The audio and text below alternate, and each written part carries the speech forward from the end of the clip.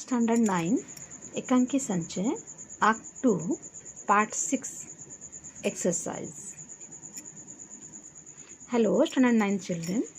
Now I am continuing this video, this chapter's exercise.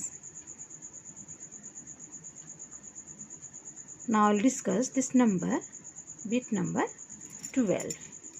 ठीक ही कहा है आपने, आज के युग में पैसा ही नाक और मूंछ है। जिसके पास पैसा नहीं वो नाक मूंछ होते हुए भी नकटा है, मूंछ कटा है। फर्स्ट क्वेश्चन, वक्ता और श्रोता कौन है? वो किस बात पर व्यंग कर रहा है? दिस क्वेश्चन आंसर, वक्ता प्रमोद है तथा श्रोता जीवनलाल है। जब राजेश्वरी जीवनलाल को प्रमोद का अपमान करने से रोकती है तब जीवनलाल प्रमोद का उपहास करते हुए उसकी राय पूछता है। तब प्रमोद जीवनलाल से उपर्युक्त कथन कहता है और पैसे के ऊपर अत्यंत मोह होने पर व्यंग करते हुए इस तरह कहा है। देन ख नंबर, उपर्युक्त पंक्तियों में आज के युग में किस बुराई की ओर संकेत किया गया है? स्पष्ट कीजिए। आंसर, पैसों के प्रति लालच, दहेज प्रथा तथा गरीबी की बुराई की ओर संकेत किया गया है। गरीब चाहे किसी भी तरह से अपनी बेटी की शादी में दहेज का इंतजाम करे, लड़के वालों को इससे कोई असर नहीं पड़ता है।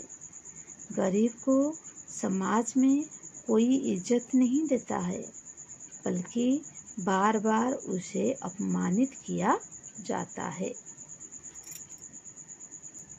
नंबर ग, क्या आप वक्ता की बात से सहमत हैं? कारण सहित उत्तर दीजिए। आंसर, यदि देखा जाए तो प्रमोद की बात काफ़ी हद तक सही है। समाज में गरीब की कहीं इज्जत नहीं होती है, उन्हें बार बार अपमानित किया जाता है तथा जगह जगह उनकी गरीबी का मजाक उड़ाया जाता है। देन नेक्स्ट नंबर घ, बहू की विदा एकांकी द्वारा एकांकीकार ने क्या संदेश दिया है? Again repeat this answer, that page number having there page number 18. The next bit number 13. बिगड़कर, हमने तो जीवन भर की कमाई दे दी और उनकी नज़र में दहेज पूरा नहीं दिया गया, लोभी कहेंगे। फर्स्ट क्वेश्चन, उपर्युक्त वाक्य का संदर्भ स्पष्ट कीजिए।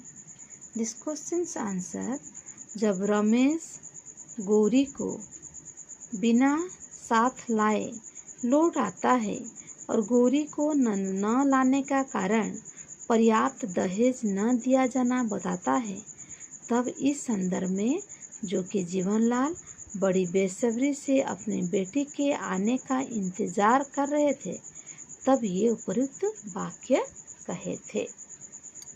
नंबर ख, किसने जीवन भर की कमाई किसे दे दी और क्यों? आंसर, जीवनलाल के अनुसार उन्होंने अपनी बेटी गौरी के विवाह में अपने जीवन भर की कमाई उसके ससुराल वालों को दे दी, क्योंकि वो नहीं चाहते थे कि दहेज की कमी के कारण उनकी बेटी गौरी को ससुराल में कोई दुख झेलना पड़े, अपनी बेटी खुशी से रहे। देन नेक्स्ट नंबर गो, दहेज के दुष्प्रभाव पर अपने विचार प्रकट कीजिए। आंसर, दहेज एक ऐसा अभिशाप है जिसमें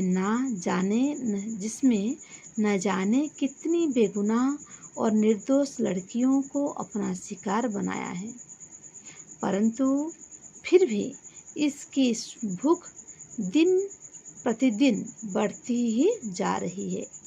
दहेज की वजह से न जाने कितने घर बसने से पहले ही उजड़ जाता है, कितने लड़की अन्य उपाय न पाके अपने आप को मृत्यु को समर्पित किए हैं। ये समाज में सबसे कलंकित तथा घृण्य प्रथा है।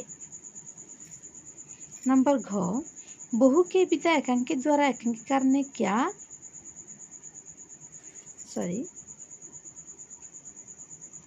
नंबर घ, लोभी शब्द का प्रयोग किसके लिए किया गया है, उसका परिचय दीजिए।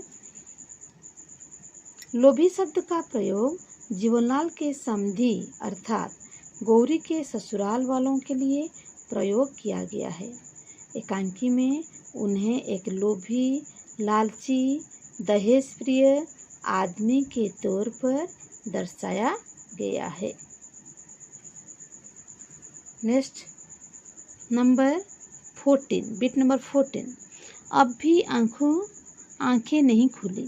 जो व्यवहार अपनी बेटी के लिए तुम दूसरों से चाहते वही दूसरे की बेटी को भी दो। जब तक बहू और बेटी को एक सा नहीं समझोगे, न तुम्हें सुख मिलेगा और न शांति। फर्स्ट क्वेश्चन, किसकी आंखें नहीं खुली और क्यों? आंसर, राजेश्वरी अर्थात जीवनलाल की पत्नी के अनुसार जीवनलाल की आंखें गौरी की विदा न होने का बाद भी नहीं खुली, क्योंकि अब भी वो बहू और बेटी को एक ही समान नहीं समझ पा रहे हैं।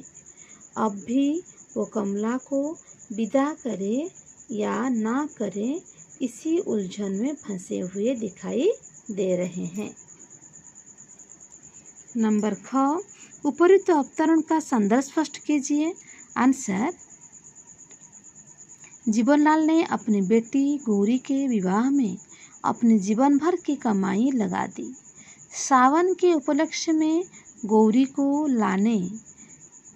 को लाने गए रमेश को दहेज की कमी के कारण बताकर उसके ससुराल वाले उसे विदा नहीं किए।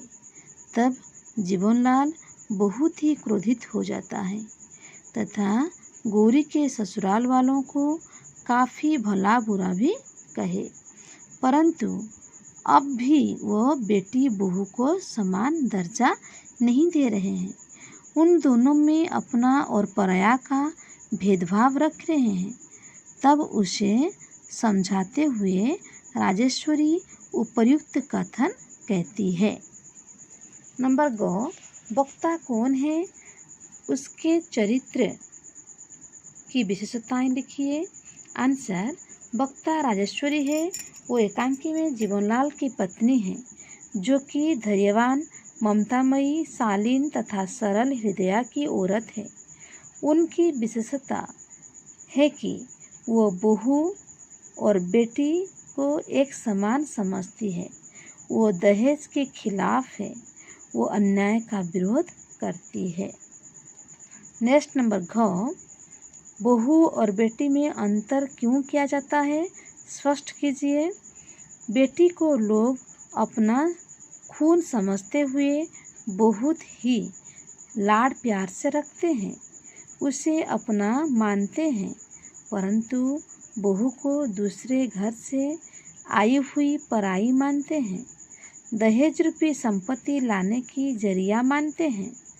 समाज अपने पुत्र पर किए गए खर्च को बहू के जरिए वसूलना चाहता है।